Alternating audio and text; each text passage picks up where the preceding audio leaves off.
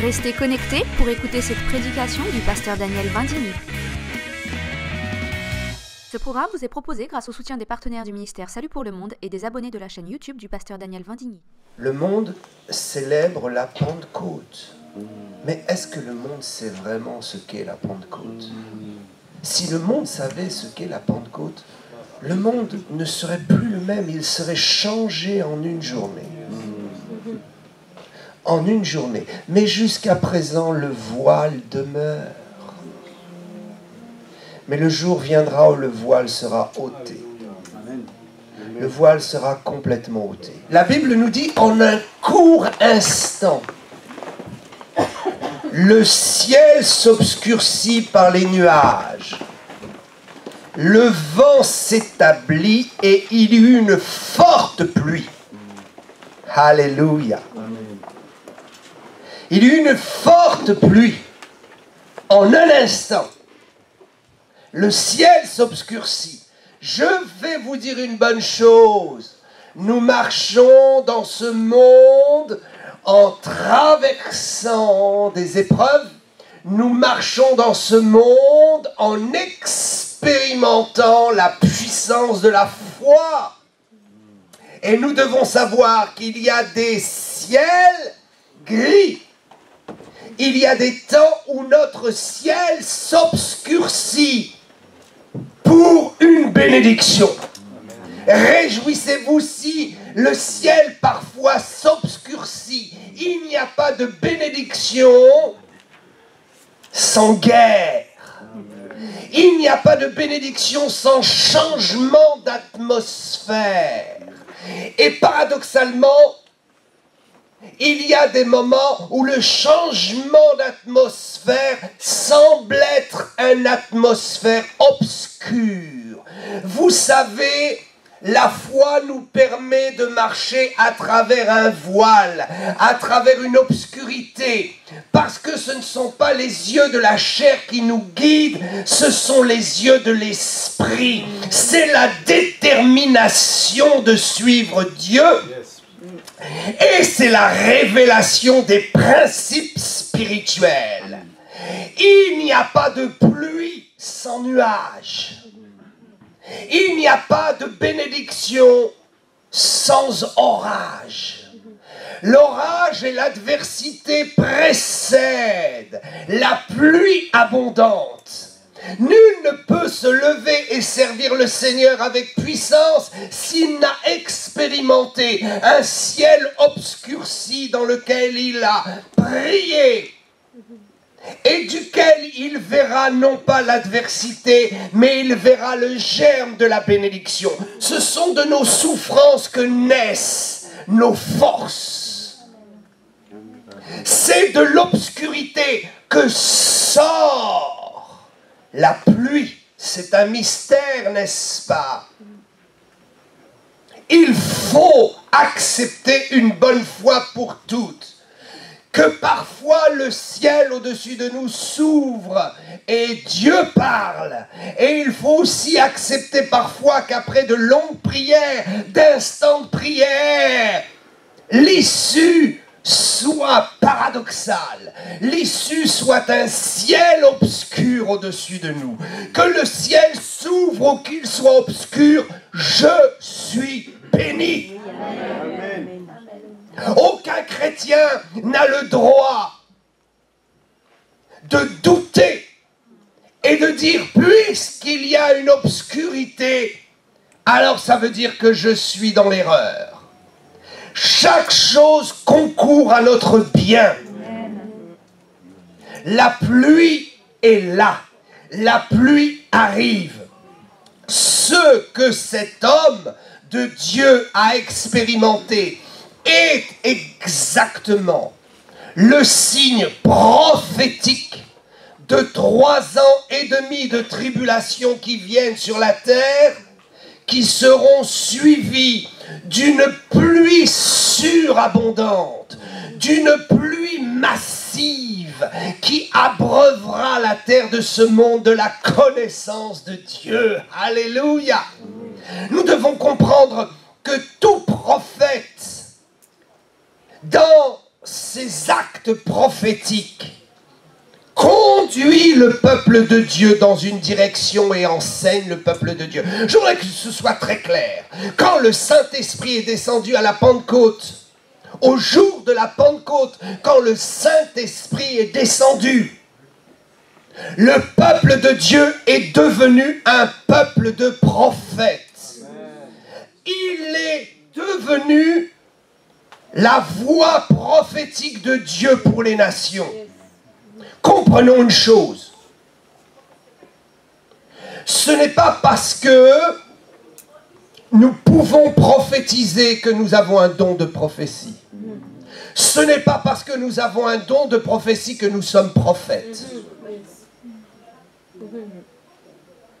Oh. Vous savez, il y a des choses qu'on ne peut pas dire publiquement. Dieu vient de me parler. Vous savez que la prophétie, il faut être sage. Un pasteur m'a appelé et m'a dit « Waouh, tu es passé chez nous. Te souviens-tu de ce jeune homme inconverti que tu as amené à Christ et tu as dit « Il est impératif qu'il soit baptisé le plus vite possible. » Je me suis dit « Oui, je me souviens. » Et Dieu me rappelle que quand j'ai prophétisé cela, Dieu m'a montré son enterrement. Il y a des choses qu'on ne peut pas prophétiser publiquement. Il y a des choses même qu'il faut garder pour soi. Mais la puissance prophétique nous amène à voir des choses tellement étranges. Ce pasteur me dit, ce garçon s'est vraiment converti. Il était plein de feu. Et il a dit, souvenez-vous, la parole du pasteur, je veux être baptisé. Une église qui ne baptise pas rapidement. Mais à cause de la parole prophétique, ils ont dit, on ne va pas tarder, ils l'ont baptisé rapidement. Amen. Moins de 3 semaines se sont passées, ils l'ont baptisé. 8 jours après, il est mort. Dieu est le maître de nos vies. Il prend la vie quand il veut. Il prolonge la vie comme il veut. Il donne la vie comme il veut. Mais je voudrais vous dire une chose. Si nous sommes remplis du Saint-Esprit, nous pouvons influer. Nous pouvons être une influence sur la vie et sur la mort. C'est ainsi que le jour où la Pentecôte a eu lieu, ce dimanche matin vers 9h. Oui, ce premier jour de la semaine, ce dimanche matin vers 9h, le Saint-Esprit est descendu à Jérusalem. Et le feu de la Pentecôte s'est répandu. La Bible nous dit qu'ils étaient tous remplis du Saint-Esprit et qu'ils ont parlé en langue et qu'ils ont prophétisé. Amen. Cela veut dire que dès que nous sommes nés de nouveau et que nous sommes devenus un chrétien, nous sommes prophètes pour les nations. Nous pouvons tous prophétiser. L'esprit de la prophétie est en nous parce que nous avons la révélation de la parole. Or, ce qui est révélation pour nous et qui n'est plus une prophétie, devient une prophétie pour celui à qui nous l'annonçons.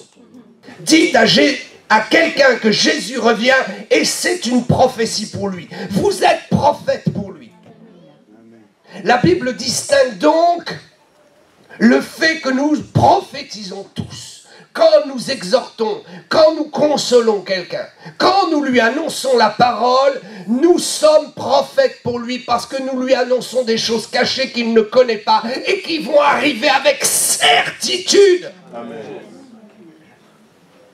Quand vous dites au pécheur impénitent, repens-toi et convertis-toi, sinon tu vas être condamné.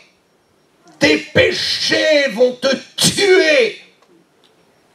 À ce moment-là, vous n'avez pas un don de prophétie, vous n'êtes pas un prophète, mais vous exercez la prophétie en tant qu'enfant de Dieu, ouin pour annoncer au monde la révélation biblique. Le don de prophétie est autre chose. Le don de prophétie est une capacité donnée par le Saint-Esprit au moment où le Saint-Esprit l'a décidé. Vous n'avez pas besoin d'attendre que le Saint-Esprit décide que vous parliez à quelqu'un pour lui annoncer ce qui est écrit. Mais vous avez besoin de l'onction, d'une grâce et d'un don pour annoncer des choses précises dans la vie de quelqu'un. Dans ce que Dieu veut faire précisément. Et le ministère prophétique, c'est autre chose. C'est tout à fait autre chose.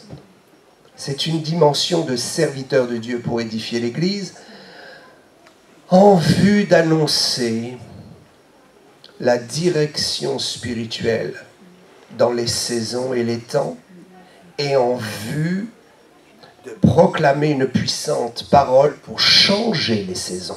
Savez-vous que nous pouvons et nous devons changer certaines saisons? Il y a des chrétiens qui disent « Oh, cette saison est là, Dieu l'a voulu. » Non, mon ami, il y a des saisons que Dieu a voulu et il y a des saisons qui ont été permises par Dieu pour que tu combattes, que tu luttes et que tu changes la saison. Prenez l'exemple de la pauvreté. La pauvreté est comme une saison qui vient sur quelqu'un et qui voudrait s'établir toute sa vie. Toute la vie de la personne. Mais nous avons le pouvoir de changer la saison de la pauvreté en saison de prospérité. Parce que nous sommes tous des ambassadeurs du ciel, des prophètes de l'Éternel. Et la parole dans notre bouche est puissante pour changer les choses. Je n'ai pas besoin d'avoir un don de prophétie. Je n'ai pas besoin d'être prophète pour changer la saison dans la vie de quelqu'un. Amen. Jacques 5, 17, 18 dira « Élie était un homme de la même nature que nous. » Ce n'est pas la nature qui compte. C'est la transformation de la nature. Écoutez bien, dans l'ancienne alliance qui ne nous concerne plus, je ne voudrais choquer personne, mais je voudrais vous dire que moi, je ne me sens absolument pas attaché à la loi. La loi ne me concerne pas parce que la loi a été donnée au peuple juif dans un temps bien précis. Et la loi ne m'a pas été donnée à moi. Et même si je reprends mes origines et que je trouve des origines juives dans la tribu de Nephtali, je peux affirmer que je suis dans une saison qu'on ne peut pas changer, qui est la saison de la grâce. Et que sous cette saison de la grâce, je ne suis absolument pas concerné par la loi de Moïse, parce que la loi de Moïse, dans ses préceptes et ses ordonnances, a été vaincue à la croix, a été accomplie à la croix. Si donc je plonge mes regards dans la loi de Moïse, c'est pour y voir l'élément prophétique, l'enseignement prophétique des principes de ma vie chrétienne. Amen. Chaque loi, chaque passage de la loi n'est pas là pour me diriger, c'est l'Esprit qui me dirige. Et l'Esprit de Dieu est plus grand que la loi écrite. Les préceptes et les ordonnances ont un pouvoir bien plus infime, bien moins grand que la puissance de l'Esprit de Dieu qui me dirige. Ce n'est pas une parole qui me dirige, c'est l'Esprit de Dieu. Quand la loi dit « Tu ne commettras pas l'adultère », l'Esprit me dit « Je purifie ton regard » parce que le seul regard peut être déjà un adultère.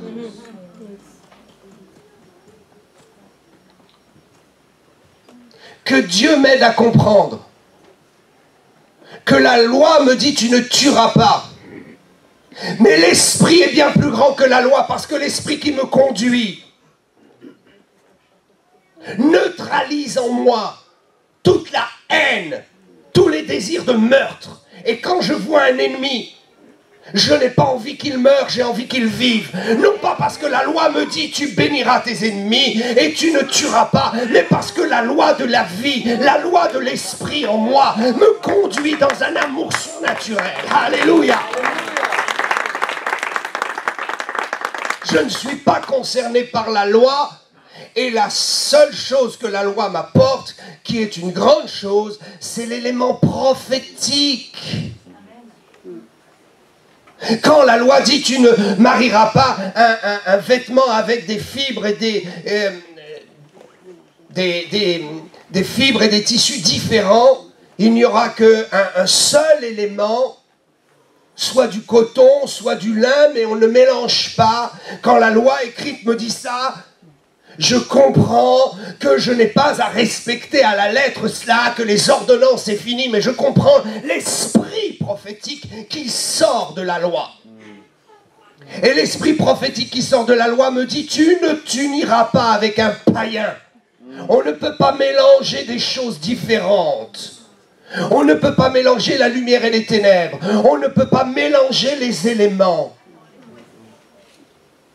Je ne peux pas m'unir avec quelqu'un qui n'a pas le Seigneur. La nature n'est pas la même. Oh, vous les jeunes et les moins jeunes, ne songez même pas une seconde. Ne pensez même pas une seconde vous marier avec un inconverti. Et si vous aimez un inconverti, priez pour qu'il change de nature. Et ne consommez rien avant qu'il change de nature. Le mariage est l'union de deux êtres et spirituellement quelque chose qui ne peut pas être souillé par deux natures différentes. C'est la rencontre d'une seule et même nature.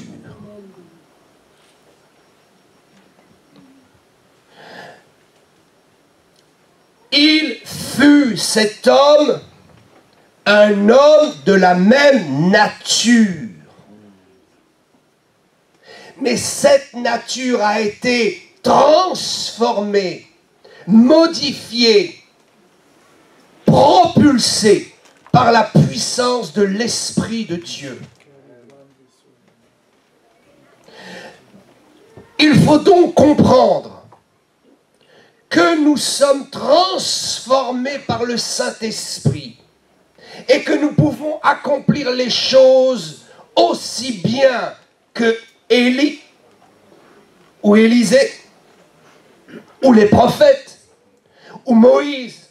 Nous pouvons accomplir autant qu'eux parce que si nous sommes de la même nature, la puissance du Saint-Esprit a transformé notre nature et notre mentalité comme l'Esprit l'a fait pour ces hommes. Tout est une question de réflexion de foi. Tout est une question de pensée et de mentalité. La puissance de la pensée va au-delà de tout ce que nous pourrions imaginer.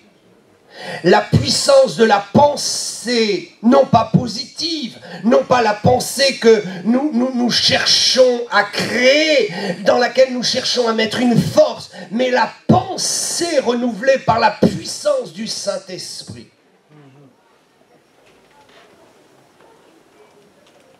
Il y a des choses pour lesquelles je ne prie pas, mais ma pensée est tellement connectée que ma pensée et ma communion avec Dieu est aussi puissante que ce que je vais déclarer. Je dirais même que ce que je vais déclarer est le produit et le résultat de ma pensée transformée par le Seigneur. Élie était un homme de la même nature que nous. Il pria avec instance pour qu'il ne plût point et il ne tomba point de pluie sur la terre pendant 3 ans et demi. 3 ans et 6 mois. Puis il pria de nouveau, et le ciel donna de la pluie, et la terre produisit son fruit. Il faut être spirituel pour comprendre que parfois on vient vers le pasteur et on dit « Oh, il y a des nuages au-dessus de moi » et sans savoir que le pasteur était très intéressé pour qu'il y ait quelques nuages. Il y a des moments où il faut sortir de son confort et il y a des moments où nous arrivons même à prier afin que Dieu intervienne pour faire sortir un chrétien de son confort, produise une difficulté afin qu'à travers cette difficulté il voit l'abondance de la pluie qui arrive. Il y a des gens qui veulent, oh Dieu, fais pleuvoir sur moi à travers un ciel bleu. Il ne pleut pas pendant 3 ans et demi. Ces 3 ans et demi nous parlent du ministère de Jésus. Waouh! Vous allez me dire, c'est paradoxal, ce n'est pas possible, tu n'as pas compris la Bible, parce que pendant 3 ans et demi, il a plu sur la terre, Jésus a tellement béni les hommes. Non, il n'a pas plu. Pendant 3 ans et demi, c'était une source qui était sur terre. Comprenons la différence. Je vais m'expliquer.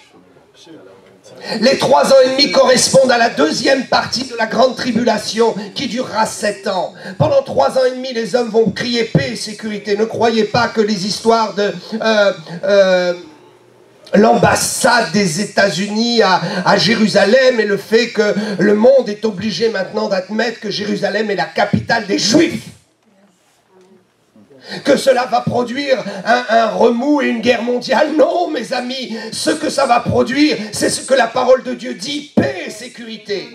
Ils vont neutraliser tous ceux qui veulent mettre le chaos à partir de cela, parce que le temps n'est pas arrivé et Satan sait qu'il ne peut pas libérer tout de suite. Le temps n'est pas arrivé. Il faudra d'abord qu'à travers ces éléments, on puisse crier « Ah, ils ont trouvé des solutions ». Paix et sécurité, la ruine sera soudaine. Je voudrais vous dire qu'il y a une paix éphémère qui peut s'installer dans la vie de l'homme. Un ciel bleu, une paix éphémère. Mais mon ami, tu as besoin de la pluie. Tu as besoin de vivre des expériences de foi. Tu as besoin de voir un ciel obscurci de temps en temps pour ne pas voir l'adversité, mais voir la provision d'une pluie abondante qui va descendre sur ta vie. Je ne crois pas que le jardin d'Éden, on a mal compris ces choses. Je ne crois pas que le jardin d'Éden était forcément la pleine bénédiction. Quand nous regardons l'Écriture, nous voyons que l'homme a été créé en dehors du jardin d'Éden. Quelque part où il y avait un monde où déjà la difficulté était là. Le péché n'était pas là, mais ce n'était pas l'endroit idyllique. L'endroit merveilleux où tout va bien. Dieu a pris l'homme et l'a mis dans le jardin d'Éden. Pourquoi? Il y a quelque chose d'obscur. Pourquoi est-ce que Dieu a planté un jardin et a dit, bah maintenant viens dans ce jardin? Et c'est précisément dans ce jardin qu'il y eut la chute. Moi je vais vous dire, il fallait que l'homme vive dans un espace d'hypersécurité pour comprendre que la vie sur terre n'est pas un espace d'hypersécurité et qu'il faut un jour en sortir pour vivre sa vraie vie. Un homme digne, un homme fort, un homme adamique qui connaît Dieu. Un homme adamique, non pas selon la loi du premier Adam, mais selon la loi du deuxième Adam, Jésus-Christ, notre second Adam, l'Adam, l'homme des hommes. La loi adamique en Jésus-Christ nous apprend que nous sommes forts et que nous n'avons pas besoin de tout le temps être dans une sécurité absolue, mais que nous traversons ce monde de difficultés étant nous-mêmes loin de la puissance. Je n'ai pas besoin d'un environnement pour être heureux. Je suis l'environnement du bonheur. L'environnement du bonheur est en moi. Et je peux rentrer dans Éden et être heureux. Et je peux en sortir et être heureux. Parce que Éden est en moi. Parce que la solution est en moi. Il y a des chrétiens qui pleurent. Oh, je veux toujours être. Oh, redonne-moi le jardin d'Éden. Oh, redonne-moi le paradis perdu. Eh, mon ciel, ce sera mon ciel. Eh, ce sera au ciel que tu retrouveras ce paradis. Pour l'instant, tu es sur terre pour apprendre à te battre, pour apprendre à véhiculer la puissance de l'onction en toi et à transformer les lieux où tu te trouves. Ce n'est pas le lieu où je me trouve qui me transforme, c'est moi qui transforme. J'ai la parole de vérité. Je viens dans un magasin, il y a des histoires et des disputes. Ma présence neutralise la guerre. Je viens quelque part, il y a des voleurs, les voleurs sortent. Je viens quelque part, le magasin ne vend pas, ne fonctionne pas. Moi, je prends un article, je paye à la caisse et je suis une bénédiction pour le magasin qui se relève. Même le païen peut être surpris. Il dit, oh, cet homme est passé et 1 heure après, le magasin était plein. N'attendez pas que Dieu vous mette au paradis. Vivez votre paradis vous-même. Amen.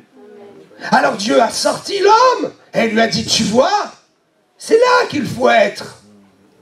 Je vais trouver une solution pour que tu comprennes que tu es toi-même transporteur de la gloire de Dieu sur ce monde. Nous traversons le désert de ce monde et nous transportons l'arche. Nous sommes les élus de la grâce. Pendant 3 ans et demi. Écoutez, il y a les eaux des fleuves, il y a les eaux de la pluie et il y a les eaux des citernes. Oh my God. Comprenez bien. Ceci est une révélation. C'est la Pentecôte, n'est-ce pas? La Pentecôte nous parle de la pluie. Non pas la pluie de l'arrière-saison, mais la pluie de la première saison. Nous allons y venir. C'est pourquoi lorsque nous parlons Pentecôte, nous devons parler pluie. Et nous devons savoir que la Pentecôte, pour moi, est juste une expérience passée. Je ne veux pas retourner à la Pentecôte, j'y suis né.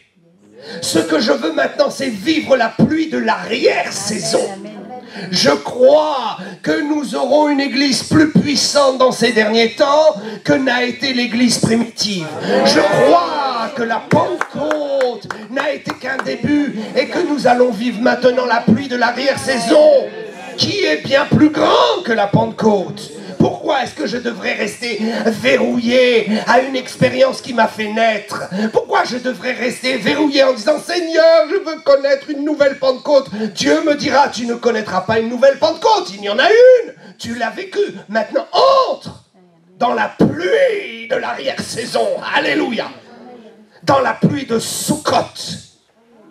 Pentecôte était une fête juive.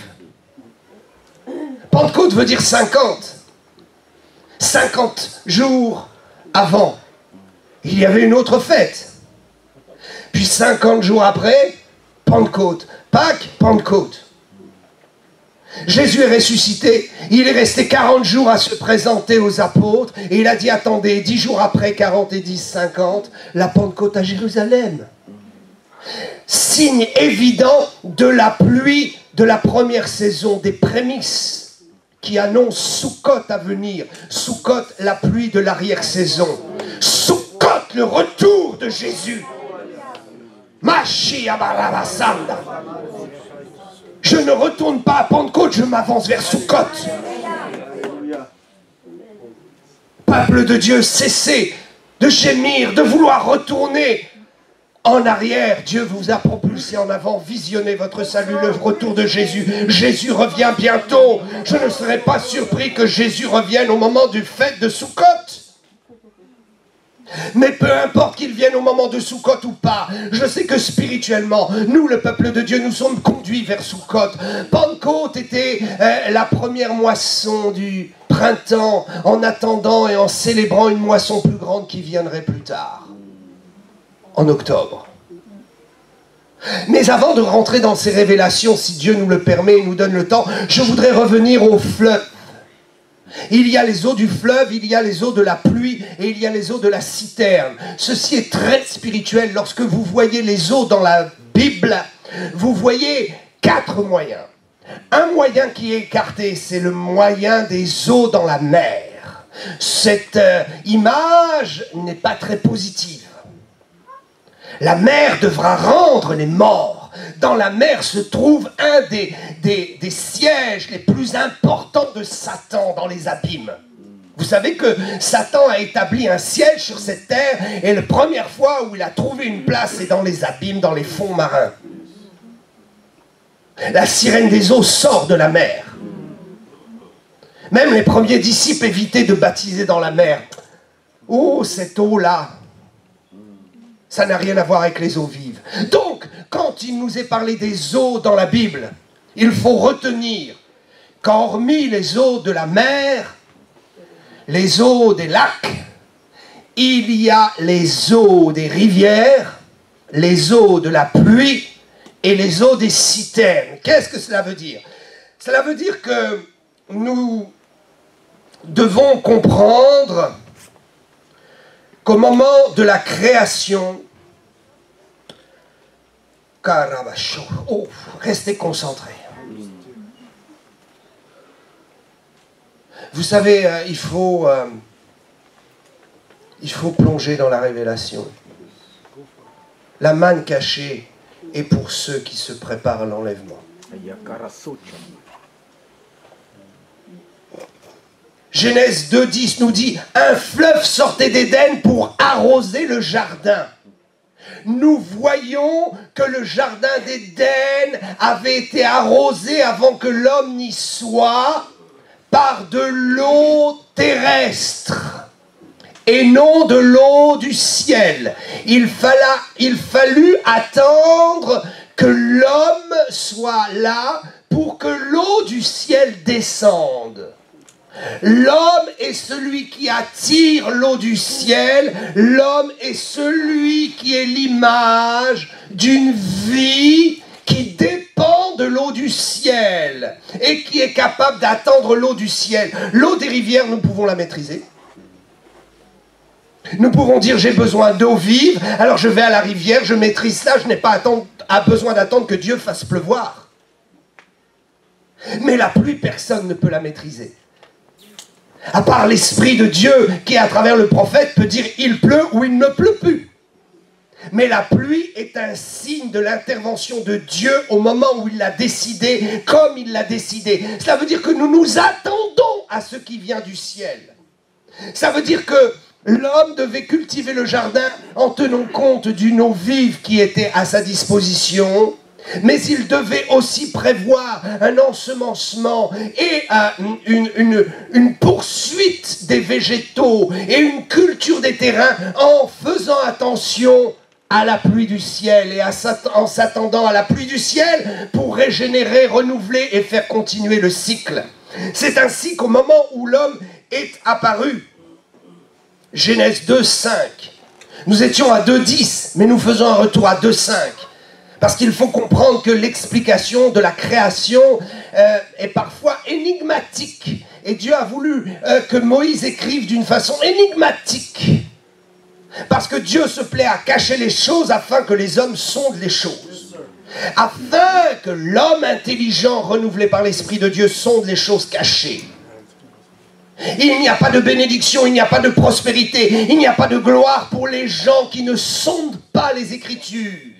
Et qui attendent la bouche ouverte que tout leur descende du ciel. Nous avons notre part à faire et Dieu dit ok, si tu veux manger, travaille. Si tu veux recevoir, sonde. Je te rends participant à un mystère. L'homme spirituel est un homme qui est capable d'être rendu fort pour aller chercher le mystère. L'homme spirituel n'est pas celui qui attend tout. Mais c'est celui qui sonde et qui fait. Amen. Que la parole cachée devient Réma pour lui. Aucun arbuste des champs n'était encore sur la terre, Genèse 2,5. Et aucune herbe des champs ne germait encore, car l'Éternel n'avait pas fait pleuvoir sur la terre. Et il n'y avait point d'homme pour cultiver le sol. La pluie du ciel est arrivée sur terre au moment où l'homme est apparu sur terre. Cela est très très profond. Cela veut dire que l'eau stagnante ou l'eau des lacs qui est renouvelée par les rivières, l'eau des rivières nous parle de la religiosité, de ce qui est facile, de ce qui est institutionnel, de ce qui est placé là. Mais je vous dis qu'avec cela, vous ne pouvez rien envisager dans la suite des temps et vous ne pourrez pas renouveler la création. C'est ainsi que il est écrit dans l'Ancien Testament que Dieu aspire l'eau de la terre, la met dans les nuages et fait pleuvoir et qu'il y a un cycle rotatif. Alléluia. Il y a des chrétiens qui vivent uniquement de l'eau qui coule. Oh, ils disent, j'ai une religion, je suis dans un mouvement. Le mouvement est bien organisé, bien établi. J'ai juste à venir, il n'y a jamais rien de nouveau. Il y a là de l'eau qui coule. Si vous voulez un message, eh bien, allez voir le Père spirituel, il vous donnera 200 messages. J'ai vu ça, des jeunes formés pour le ministère et on leur donne un book avec 200 ou 300 messages et on dit, oh, tu as une rivière qui coule toute seule, n'attends pas la pluie du ciel, n'attends pas la révélation. Tu as une eau qui coule toute toute seule, mais avec cette eau qui coule toute seule, on ne peut pas régénérer le peuple de Dieu. Il faut le mystérieux et le miraculeux qui descend d'en haut. Jésus a dit, je suis le pain de vie qui est descendu du ciel. Moïse ne vous a pas donné le pain de vie. Que se passe-t-il? Dieu voit l'humanité en souffrance, Dieu voit l'humanité perdue. Et il dit maintenant, je vais envoyer Jésus mon fils, la source, je vais l'installer sur terre. Si bien que du temps de Jésus, pendant 3 ans et demi, j'affirme qu'il n'a pas plu sur la terre, spirituellement parlant. La seule possibilité d'atteindre le Père était de voir Jésus, de l'écouter, d'être avec lui, d'être auprès de lui. Sa puissance n'était pas répandue. Il avait la source, il était la source. Et même quand il envoie les 70, ils vont, ils prophétisent, ils chassent les démons, mais ils ne reçoivent pas en eux-mêmes et ils sont incapables de recevoir d'en haut directement quoi que ce soit. Parce que la source est sur terre. Pendant 3 ans et demi, Israël n'a pas vu d'autres sources et d'autres eaux pour rafraîchir son âme que la source qui était Jésus. Que s'est-il passé? Dieu a rappelé la source à lui et il a commencé le cycle de la vie. Au même titre que les eaux qui ont été absorbées et qui ont été amorcées par l'évaporation, la pluie et l'évaporation et la pluie et les sources et les eaux qui descendent des montagnes et ça fait un cycle. Ceci a été amorcé, je vous le rappelle, au moment où l'homme est venu sur terre. Mais voilà maintenant que spirituellement, Dieu a envoyé l'eau sur terre. Pendant 3 ans et demi, Dieu a fait des grâces extraordinaires et a répandu de l'eau vive par le ministère de Jésus. Mais quand Jésus est mort, il fut rappelé au ciel. C'est pourquoi il a dû aller s'asseoir à la droite de Dieu au ciel. Non plus pour être une source qu'il fallait prendre, qu'il fallait toucher. Mes amis, il courait après lui pour le toucher. Avons-nous besoin de le toucher aujourd'hui? Non. Nous recevons d'en haut, parce que Jésus est monté la source, il est au ciel et il fait pleuvoir la bénédiction. C'est ainsi que partout dans le monde, partout où se trouve un enfant de Dieu, un serviteur de Dieu, il est lui-même la provision de la pluie du ciel. Tu n'as pas besoin de courir à Lourdes, tu n'as pas besoin de courir à Jérusalem, tu n'as pas besoin de courir quelque part où il y aurait une source vive. La pluie du ciel t'attend. Dieu va faire pleuvoir sur ta vie la spiritualité, la puissance et la grâce. Quand Jésus est monté au ciel, il a dit, oh, plus besoin de courir après moi dans un corps de chair. Je suis là en esprit, je vous envoie mon esprit. Et sur toute la surface de la terre, il a commencé à pleuvoir. Et les nations ont reçu la pluie du ciel. Alléluia.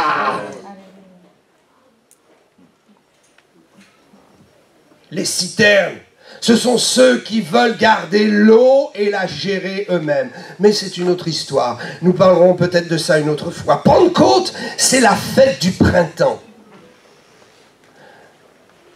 C'est exactement l'image du démarrage de la première moisson de Dieu. Savez-vous qu'il y a 2 moissons? Il y a une première moisson qui a démarré à Pentecôte et qui va s'achever à l'enlèvement de l'Église. Et une deuxième moisson qui démarrera au retour de Jésus quand Jésus va poser ses pieds sur le mont des Oliviers et va instituer son règne de 1000 ans. La Bible nous dit que la connaissance de Dieu parcourra les mers. Alléluia. Joël 2, 32. La terre sera remplie de la connaissance de l'Éternel. Peut-être vous n'avez pas entendu cela jusqu'à présent et on vous a dit, oh, il y a la première moisson, c'est la Pentecôte et la dernière moisson, c'est avant l'enlèvement de l'Église. Non, mes amis, non. Je peux le démontrer. Pourquoi est-ce que Jésus a dit petit troupeau? Parce que jusqu'à l'enlèvement, nous serons un petit troupeau proportionnellement à la masse des 10 milliards d'individus sur cette terre. Et même si nous voyons des grandes églises, que Dieu bénisse les méga-churches. Je suis pour les très grandes églises. Je bénis le Seigneur pour la vie du pasteur Yonggi Cho, qui fut le premier à faire la démonstration qu'on peut avoir 60 000 personnes assises en un culte. Et qu'on peut faire 5 et 6 cultes dans la journée avec un renouvellement de gens qui ne sont pas les mêmes à chaque culte. Mais malgré ce nombre incroyable de plus de 1 million de membres, ça reste un petit troupeau comparé aux 10 milliards d'habitants. Et même si on prend tous les convertis de la terre, tous ceux qui vont être enlevés, qui sont nés de nouveau, c'est encore un chiffre très inférieur par rapport à la masse. Il y a des pasteurs qui n'ont pas la foi et qui ont dit « Oh, voyez, le Seigneur nous a parlé du petit troupeau. Oh, vous êtes le petit troupeau. » Luc 12, 32. Là, ça veut dire qu'il ne faut pas faire de grandes églises. Ça veut dire qu'il n'y aura pas d'évangélisation de masse. Ça veut dire qu'on doit rester petit entre nous, tout petit. Mais ça, ce n'est pas la vision réelle. Il faut s'élever et voir le globe et les 10 milliards d'habitants pour raisonner différemment. Tout est une question de raisonnement, de pensée, de mentalité. Non. Nous ne sommes pas un petit troupeau, nous sommes nombreux. Mais aux yeux de ce que Dieu va faire, nous sommes encore un petit troupeau. Je vous dis qu'au jour du millénium, la terre entière sera remplie de la connaissance et des millions d'individus vont se convertir et vont accepter Dieu. Nous sommes les prémices. Je voudrais que vous compreniez que nous sommes les prémices d'une moisson qui vient. Nous sommes la pluie. Il faut faire attention et ne pas confondre la pluie et la moisson. Je vais venir à cela dans un instant, si Dieu nous le permet. Depuis la Pentecôte jusqu'à Jésus, le retour de Jésus et l'enlèvement, ce sera un temps de première pluie et de première moisson. Et à la fin de ce cycle, le cycle dans lequel nous sommes actuellement, car le Seigneur est vraiment à la porte. Il ne reste plus maintenant un grand nombre d'années avant que le Seigneur ne revienne. Donc nous avons entamé le cycle d'une deuxième pluie qui va préparer une deuxième moisson qui se fera au millénium. Je vais m'en expliquer. Nous sommes donc les prémices. Romains 8, 20 à 23 nous le dit. Nous sommes les prémices de son retour. Jacques 1, 18 nous l'affirme. Nous sommes donc actuellement au bénéfice de la première pluie qui a eu lieu à Pentecôte. Nous sommes dans la moisson.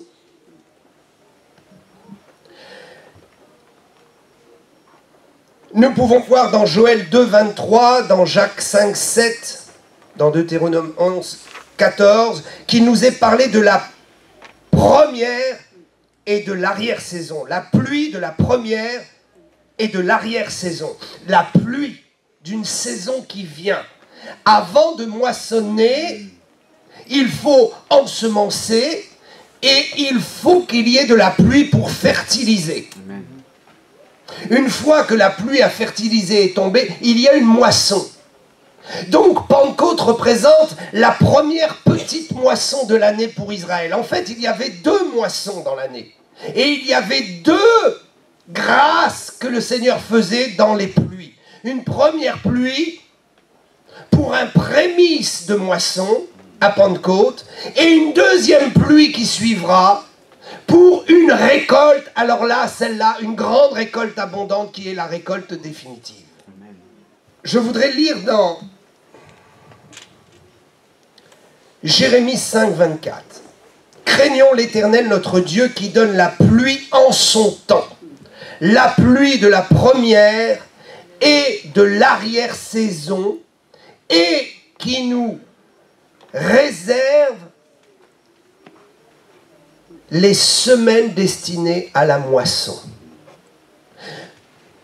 Ce texte affirme que ce que nous sommes en train de vivre, vous l'avez compris, Pentecôte, c'est une moisson qui commence. Parce qu'avant Pentecôte, il y avait la pluie. Ok. Donc il y a eu la pluie avant Pentecôte.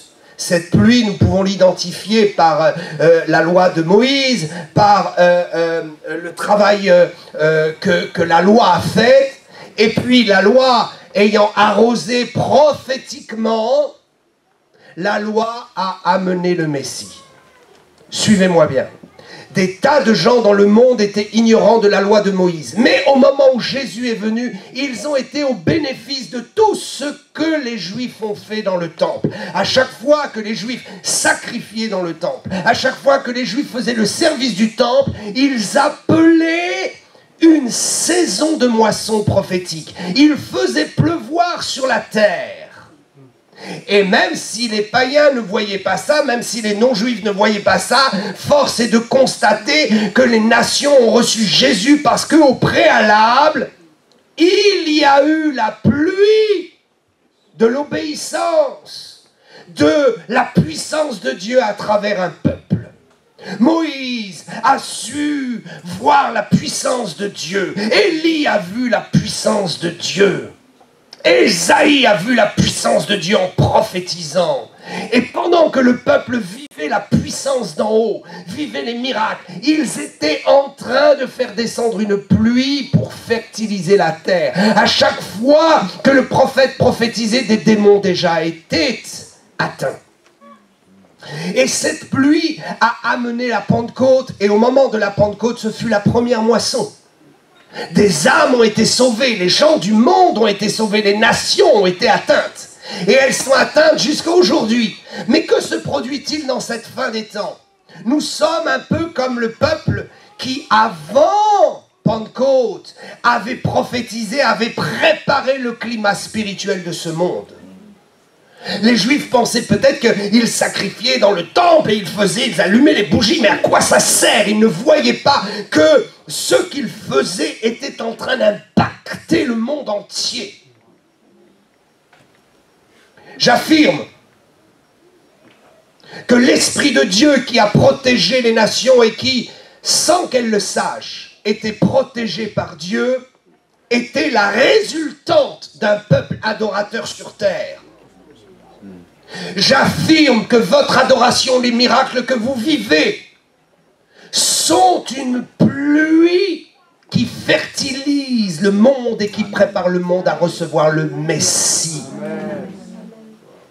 J'affirme qu'à chaque fois que vous priez quelque part, un démon est neutralisé. J'affirme qu'à chaque fois que vous priez pour quelqu'un et il ne le sait pas, une pluie se prépare sur sa vie. À chaque fois que vous annoncez l'évangile, vous arrosez un terrain. Et le jour où Dieu va faire croître, vous verrez cette moisson. Vous verrez des gens à qui vous avez parlé de Jésus qui semblaient ne pas vouloir recevoir la parole, se convertir. J'affirme que lorsque je chasse un démon, une maladie, j'ensemence la terre et je fais pleuvoir la puissance de Dieu sur la terre. J'arrose la terre en vue de la préparation d'une moisson qui vient. Quelque chose de mystérieux et de caché est en train de se produire. Quand vous êtes guéri, ce n'est pas simplement pour vous-même, c'est pour démontrer, pour affirmer, pour installer le miracle sur cette terre. Vous êtes en train de faire pleuvoir quelque chose. Et depuis 2000 ans, non seulement nous sommes dans la moisson de Pentecôte, mais nous sommes aussi maintenant dans ces derniers temps dans une accélération de la puissance de Dieu, une accélération de la pluie de l'arrière-saison qui annonce Soukhot. Car si la pluie avant Pentecôte préparait la petite moisson de Pentecôte pour les Juifs, la pluie qui suivra Pentecôte était plus abondante et préparait la moisson de Soukhot d'octobre. Ce que nous sommes en train de vivre au travers le monde, c'est la pluie de l'arrière-saison qui descend avec puissance. C'est l'orage qui gronde. C'est la bénédiction qui descend sur la vie des chrétiens et qui fertilise le monde. Ne croyez pas, le monde est interpellé par la pluie qui descend dans nos églises. Le monde est interpellé par la pluie miraculeuse qui descend dans la vie de beaucoup d'hommes et de femmes dans ce monde. Comment croyez-vous que des vedettes du showbiz qui se convertissent n'interpellent pas le monde et qu'on ne les regarde plus maintenant en disant « Hey, cet homme est en train d'attirer quelque chose. Justin Bieber, que Dieu soit béni pour sa conversion. Amen. Que croyez-vous que les fans pensent quand ils le voient? Ils disent « Hey, il est en train de faire pleuvoir quelque chose de nouveau. Il nous annonce quelque chose de nouveau. Qu'est-ce que ça prépare ?» Ça prépare le retour de Jésus. Amen. Quand Bob Dylan s'est converti, je me souviens, le premier élan de sa conversion, il a sorti un disque, une chanson connue qui s'appelait « The Slow Train Coming ». Le train lent est en train d'arriver. Il prépare la pluie. Je crois que nous allons vivre des choses absolument extraordinaires et surnaturelles qui sont réservées au peuple de Dieu. Amen. Nous allons voir une pluie tellement dense descendre. Et cette pluie va préparer notre enlèvement. Cette pluie fertilise la terre. Parce que la terre va tomber dans le chaos. La terre va mourir. Il est dit que le grain ne peut vivre s'il meurt. Imaginez, Jésus est descendu du ciel pleinement vivant. Et il fut enfoui dans la terre, d'abord dans un corps de chair, un corps d'argile. Puis il est mort dans ce corps. Et de sa mort est ressortie la vie, la renaissance. Une grande tribulation viendra sur la terre après l'enlèvement de l'Église, et cette grande tribulation fera mourir l'humanité, fera mourir les desseins, les désirs, les objectifs, les certitudes d'une humanité qui n'a pas Dieu. Tout ce que le monde croit, et les francs-maçons, et les Illuminati, qui disent on a la solution, on va refaire un monde, toute leur espérance va mourir dans ce chaos. Et de cette mort va renaître la résurrection du monde par le retour de Jésus. Vous êtes la pluie abondante des derniers temps. Ne négligez pas, vous avez besoin de vivre le miracle, vous avez besoin de vivre la guérison, vous avez besoin de vivre la puissance de Dieu. Amen. Parce que vous êtes la pluie du ciel. L'Éternel vit en vous et vous êtes un producteur du miracle. Oh, alléluia.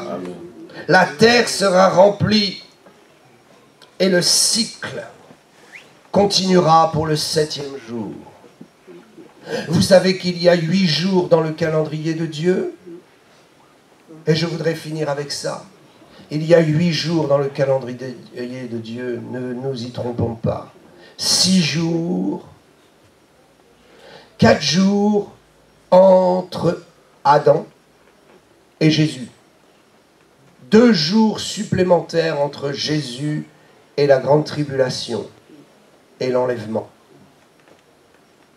Et 1 jour pour le millénium. 1 jour est comme 1000 ans. Et 1000 ans sont comme 1 jour devant Dieu. Et le 8e jour est le jour éternel. Le 8e jour ne peut pas être comparé aux 7 premiers car il est le jour de l'éternité. À la fin du millénium, le 8e jour de l'humanité va se présenter pour l'homme. Satan sera lié, mis dans un cachot pendant 1000 ans au retour de Jésus. Il sera là, dans le cachot. Savez-vous pourquoi? Parce qu'il devra être délié à la fin du 7e jour pour tenter les habitants du monde qui auront connu le paradis, qui n'auront jamais vu les obstacles, les nuages. Il faudra qu'ils voient comme nous avons vu les obstacles et les nuages. C'est alors que Satan sera libéré, l'ange retirera le couvercle et Satan sortira du puits pour une seconde Armageddon. Et à ce moment-là, Dieu interviendra pour détruire la terre et nous donner les nouveaux cieux et la nouvelle terre. Ceci est très sérieux. Nous sommes à l'aube du 7e jour. Nous sommes dans les temps de la pluie de l'arrière-saison. La dernière pluie est en train de tomber dans ce monde. La pluie du ciel. Et le prophète nous a bien décrit cela. Il y aura une sécheresse suivie d'une grande pluie. la sécheresse et le feu qui va s'abattre sur ce monde. Mais nous reviendrons avec Jésus-Christ pour régner. Comprenons l'esprit de la Pentecôte. Comprenons la pluie de l'arrière-saison qui est la préparation de l'épouse et la manifestation des lieux spirituels. Nous agissons dans le monde spirituel. Ne croyez pas que lorsque vous priez, votre prière reste dans votre chambre. Votre prière va dans l'expansion du monde spirituel et s'inscrit dans la préparation pour fertiliser ce monde. Alléluia. Oh, que Dieu soit loué. Le Seigneur me dit d'arrêter là, alors je vais obéir. Comprenons l'esprit de la Pentecôte. Amen. Et comprenons que si nous avons vécu la Pentecôte, maintenant nous allons vers une destination qui est la pluie abondante. Imaginez le ciel craque, les tonnerres, les orages, alléluia, de cette adversité, de ce ciel obscurci, je tire mon bénéfice. Amen. Et même si le ciel est en train de s'obscurcir sur toute la surface de la terre, c'est parce que la pluie est là. Parce que la pluie arrive. Elle sera subite et en un instant. Je prie que mon beau pays de France, que votre pays de France, Amen, soit arrosé d'une pluie surnaturelle. Amen, pour fertiliser la terre et préparer l'enlèvement et le retour de Jésus. Ils se souviendront lorsqu'ils ne vous verront plus sur cette terre, que vous aurez disparu. Ils se souviendront que vous avez fait pleuvoir une parole d'espérance en eux, que vous avez